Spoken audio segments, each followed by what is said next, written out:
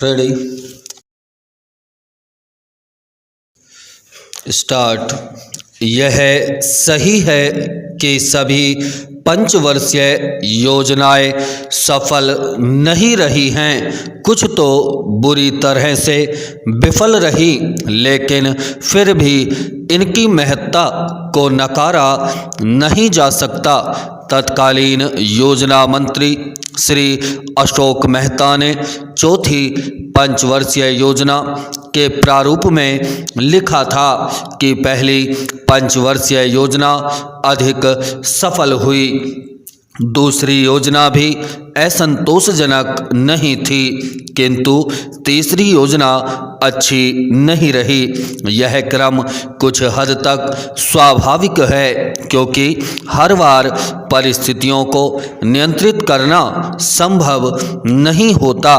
उदाहरण के लिए पाक चीन के युद्धों से बच पाना संभव नहीं था, हमें उनका उत्तर देना ही था, लेकिन यदि अकस्मात युद्ध से हमारी एक पंचवर्षीय योजना विफल हो जाती है तो सभी पंचवर्षीय योजनाओं को संदेह की नज़र से देखना बुद्धिमानी नहीं है। भारत जैसे विशाल देश का विकास योजनाबद्ध तरीके से ही संभव है, अतः दीर्घकालीन दृष्टिकोण से पंचवर्षीय योजनाएं विकास में सहायक ही सिद्ध होंगी। आवश्यकता केवल इस बात की है कि हमें दूरदर्शिता का परिचय देते हुए इन्हें प्रभावी ढंग से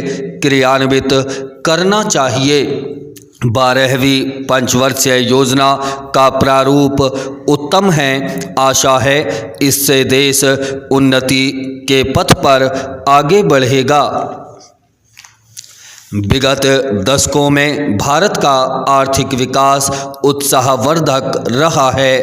विश्व बैंक की एक रिपोर्ट के अनुसार पीपीपी के आधार पर वैश्विक सकल घरेलू उत्पाद में भारत की भागीदारी 6.4% है और इस आधार पर आज हमारा देश विश्व की तीसरी सबसे बड़ी अर्थव्यवस्था है, किंतु अभी भी यह विश्व में उस स्थान को प्राप्त नहीं कर सका है जिसका यह वास्तव में हकदार है। इसका कारण है देश में समस्याओं का अंबार लगा होना, जिनका समाधान एक कठिन चुनौती बनकर हमारे सामने खड़ा है।